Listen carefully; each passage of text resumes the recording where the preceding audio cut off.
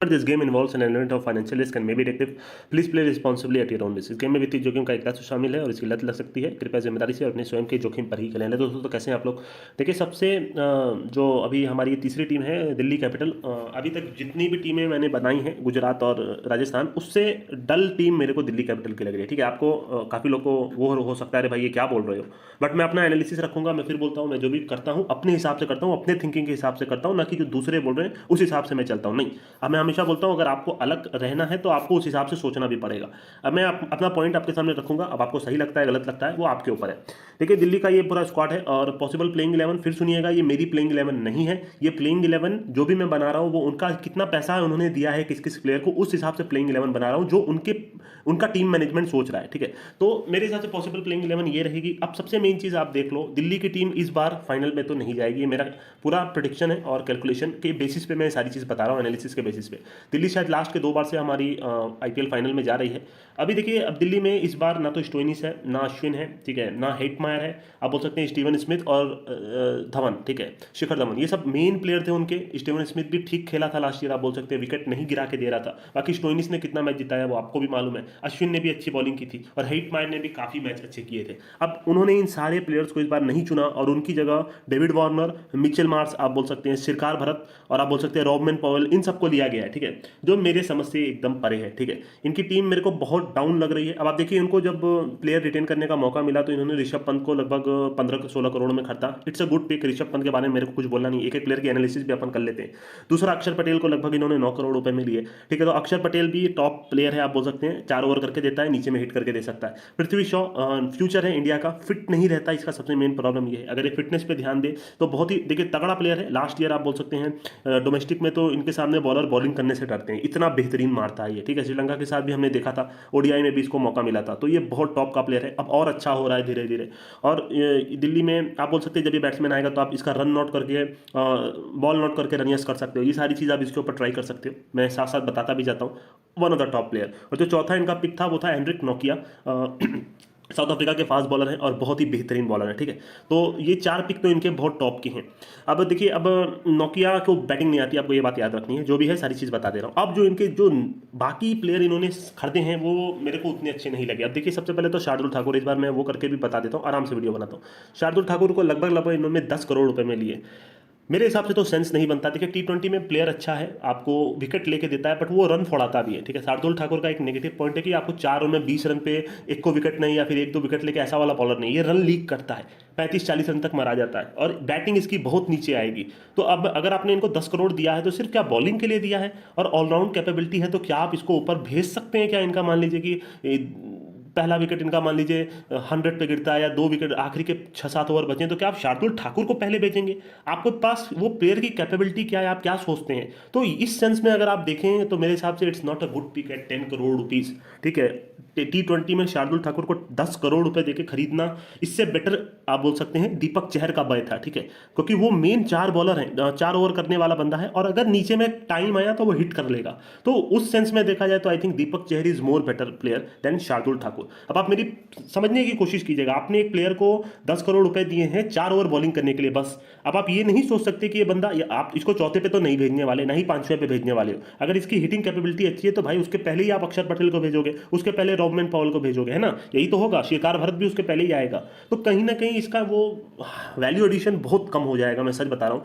ये ऐसा प्लेयर नहीं है कि आप चौथे 5वें के बेच करके आप बोलो कि भाई चलो 50 बॉल पे 100 चाहिए जाके मार के आओ। नहीं, ये नीचे का प्लेयर है, हिट कर सकता है, but it's not like Hardik Pandya. ठीक है, तो I don't think it's a good pick. हाँ, प्लेयर है, अच्छा प्लेयर है, बस इतना ही बोलूंगा। बाकी कुलदीप यादव फॉर्म में आप बोल सकते हैं ठीक ठाक बॉलर है, 4 ओवर करके देगा, इसका भी पिक अच्छे खासे में हुआ है, बट ठीक है, ये टीम में बनता है। अब खलील अहमद इन्होंने लगभग लगभग मेरे हिसाब से 5-6 करोड़ में खरीदा है खलील अहमद को। अब आप मेरे को बताइए क्या सेंस बनता है? इस बंदे को बैटिंग नहीं आती, इसको सिर्फ बॉलिंग आती है 4 ओवर, और ये कुछ इतना खास परफॉर्म ये नहीं किया है लास्ट के 1-2 साल में। जब स्टार्ट में आया था तो अच्छा पेस था इसके पास, अब ये थोड़ा उतना अच्छा नहीं रह गया। और मेरे को नहीं लगता कि ऐसे प्लेयर को जो इनको बैटिंग भी नहीं आती, आप सिर्फ 4 ओवर के लिए 5-5 करोड़ रुपए दे रहे हो, कोई सेंस नहीं बनता, सच बोल रहा हूँ। मैं तो इसको टीम में रखूंगा भी नहीं, मैं तो मुस्तफिजुर रहमान को लूंगा। बट मैंने टीम बनाई है, वो किस हिसाब से पैसा दिए उस हिसाब से मैंने टीम बनाई है। अब इसके बाद आते हैं नेक्स्ट नाम, सिरकार भरत। ये आपके विकेट कीपर है, लगभग सारा मैच खेलेंगे। इनको इन्होंने लगभग 5-6 करोड़ में खरीद लिया। सिर्फ एक मैच इन्होंने आरसीबी को जिताया था लास्ट ईयर, आवेश खान की बॉल पे छक्का मार के। मेरे को नहीं लगता ये कोई T20 का प्लेयर है, ठीक है। प्लेयर हैं बट क्या ये मैच विनर है? नहीं है मैच विनर, ठीक है। एक बार अच्छा खेल लिया तो आपके दिमाग में चढ़ गया सिरकार भरत, बट क्या ये आपको 18 के 18 मैच में परफॉर्म करके दे पाएगा? मेरे को नहीं लगता, ठीक है। आई डोंट, ठीक है। विकेट कीपर है तो चलिए ठीक है, मान लेता हूँ, बट इससे भी अच्छे अच्छे विकेट कीपर है इंडिया में। ओवरऑल मेरे को ये पिक अच्छी नहीं लगी है, ठीक है। अब आप देखें, रॉबमन पॉवेल को इन्होंने ठीक ठाक में खरीदा है, शायद 2 करोड़ में कुछ खरीदा है, मेरे को अमाउंट याद नहीं, बट ठीक ठाक अमाउंट में इनको खरीदा गया है। तो इनका खेलना बनता है बिकॉज ये फॉर्म में है, LPL में फॉर्म में है बंदा। आप बोल सकते हैं, एक बार रुक जाइए, LPL में बंदा फॉर्म में है और आप बोल सकते हैं रन बना के आ रहा है और मीडियम पेस कभी कभी कर लेता है, तो इसका खेलना बनता है। मैं बताऊंगा क्यों इसका खेलना बनता है। बाकी अब आपके बच गए मिचेल मार्श और डेविड वार्नर। मैं पर्सनली बोलूँ, I am not a fan of David Warner. अब वो खत्म हो चुका है, ठीक है। वर्ल्ड कप में इसने रन बनाए बट मेरे को नहीं लगता IPL में रन बना पाएगा। फिर बोलता हूँ आई डोंट लाइक डेविड वार्नर। ये पहले वाला मैच विनर नहीं रह गया जो सेंचुरी मार के आपको दे दे। हाँ, लोगों को अच्छा लगता है डेविड वार्नर। फिर बोलता हूँ इससे बेटर मैथ्यू वेड है, ठीक है। बट ये मेरा ओपिनियन है, सारी चीज़ें, सबका दिन होता है। अभी 35 ईयर्स का हो चुका है और इसका दिन अब खत्म हो चुका है, मानिए चाहे मत मानिए, ठीक है। मिचेल मार्श इंडिया में अभी तक तो IPL में इन्होंने परफॉर्म नहीं किया है। मीडियम पेसर बॉलर है पर अच्छी बॉलिंग नहीं करते, इनकी बॉलिंग तो लगभग इन्होंने बंद कर दी है। हाँ, हिटर है, बहुत बड़े हिटर हैं, आप बोल सकते हैं। BBL वगैरह में हमने देखिए कैसे सेंचुरी ये बंदे ने मारी थी और वर्ल्ड कप में भी अच्छा खेला था। कहीं ना कहीं मेरे को इसका कुछ वीक पॉइंट्स लगते हैं, जो ये लेफ्ट आर्म के स्पिनर को अच्छा नहीं खेल पाते हैं, ठीक है। अगर लेग स्पिनर भी आता है तो इसका जो खेलने का तरीका है वो कहीं ना कहीं LBW हो जाएगा ये, ठीक है। अगर सामने वाली टीम इसको थोड़ा टारगेट करेगी तो मेरे को नहीं लगता कि इस टीम में कोई उतना खास है। इस बार फाइनल में तो ये टीम नहीं जाने वाली। मैं ये अभी अपने एनालिसिस के हिसाब से लिख के दे सकता हूँ। देखिए, सारे टूर्नामेंट्स फिक्स्ड होते हैं, सारी टीमें फिक्स्ड होती हैं। आपको लगता है अरे दिल्ली कैपिटल, अरे ये मेरा प्लेयर है, वो मेरा प्लेयर है, आपको देख के कुछ नहीं मिलेगा। इनके जेब में पैसा जाता है, पर आप पैसा कैसे कमा रहे हो वो आपको देखना है। इसीलिए मैं ये सारे वीडियोस बना रहा हूँ। बट साथ साथ ये भी बोल दे रहा हूँ, इनका क्या स्क्रिप्ट है वो अपन को नहीं मालूम।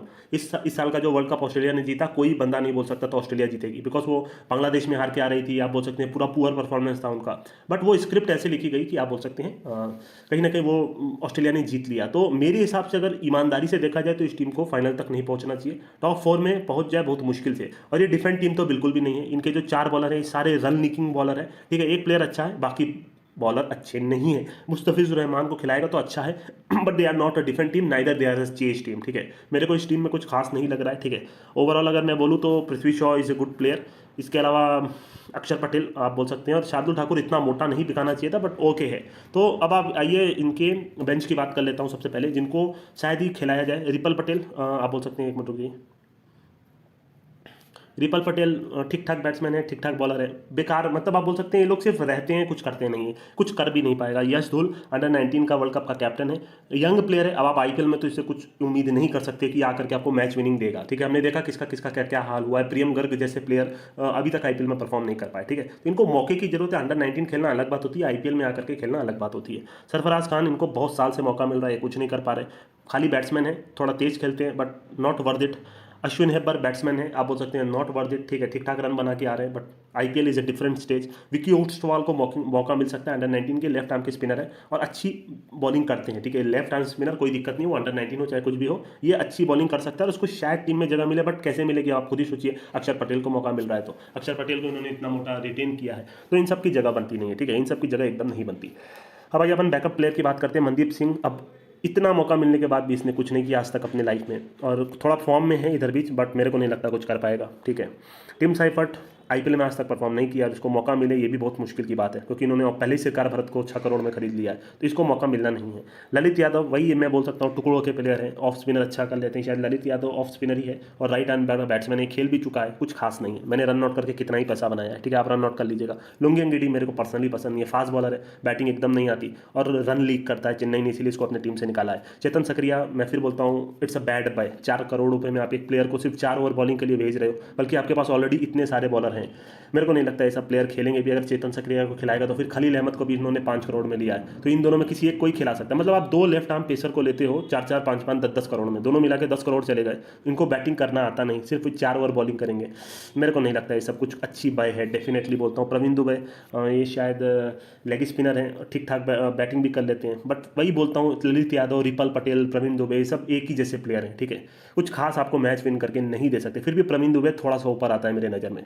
कमलेश नागरकोटी इंडिया का फ्यूचर है, बट काफ़ी चोटिल होने की वजह से, हालांकि सस्ते में ही बिकाया है, मेरे ख्याल से 1 करोड़ में कुछ बिकाया है। ठीक है, ये बंदा बॉलिंग पे आ सकता है, बट फिर किसी एक को निकालना पड़ेगा। और एंड में आते हैं मुस्तफिजुर रहमान। ठीक है, मेरा फेवरेट बॉलर है, मेरे हिसाब से अगर मैं रहूँगा तो इसको सारे मैचेस में खिलाऊंगा। मतलब मैं, अगर आप मेरे से बोलेंगे तो मुस्तफिजुर रहमान को मैं इसमें रखूंगा, खलील अहमद को हटा के मुस्तफिजुर को ले लूँगा, और फिर रॉबिन पॉल को हटा दूंगा, कोई एक प्लेयर ले लूँगा, जैसे प्रवीण दुबे, इन सबको ले लूँगा। Overall it's not a good pick. मैं फिर बोलता हूँ, काफ़ी लोग को जैसा भी लगे, मेरे हिसाब से वीक टीम है मेरे नज़र में। अनटिल एंड अनलेस कुछ कमाल हो जाए, डेविड वार्नर आप बोल सकते हैं, मिचेल मार्श खेलना शुरू कर दें, बिकॉज पूरा का पूरा जो ये टीम है इन दोनों पे ही डिपेंड करेगी। आप याद रखिएगा मेरी बात को, ये ऑस्ट्रेलिया के 2 प्लेयर हैं, अगर मिचेल मार्श फॉर्म में रहते हैं, कंटिन्यू 60-70-80 रन बना के देते हैं तो कुछ हो सकता है। बाकी पृथ्वी शॉ अच्छे प्लेयर हैं और ऋषभ पंत अच्छे प्लेयर हैं, आप बोल सकते हैं। ओवरऑल बाकी नीचे के प्लेयर उतने खास नहीं है।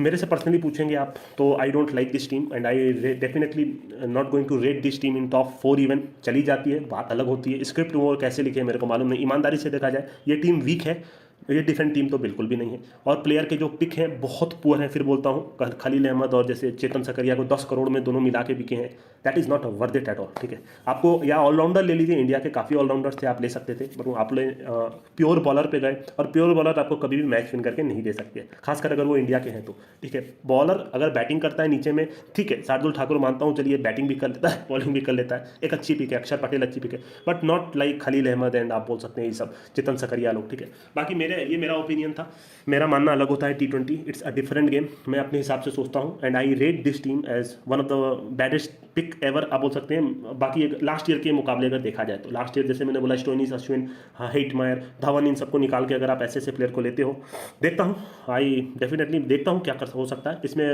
रन नॉट के कैंडिडेट, बॉल नॉट के कैंडिडेट मैंने बता दिया, आपके पृथ्वी शॉ हो सकते हैं, सिरकार भरत को मैं नॉट लूँगा। ठीक है, मेरे को नहीं लगता वो कुछ खास करने वाला है, इनमें से कोई आ गया तो आप नॉट ले सकते हैं, बाकी कुछ खास टीम नहीं है। अभी के लिए इतना ही। आप देखिए, आप अपनी टीम भी लिख सकते हैं कमेंट वगैरह में, बाकी मैं जो ओपिनियन देता हूँ अपने हिसाब से देता हूँ। फिर बोलता हूँ बस इतना ही है, अब बाकी देखता हूँ। ठीक है दोस्तों, अभी के लिए मैं चलता हूँ।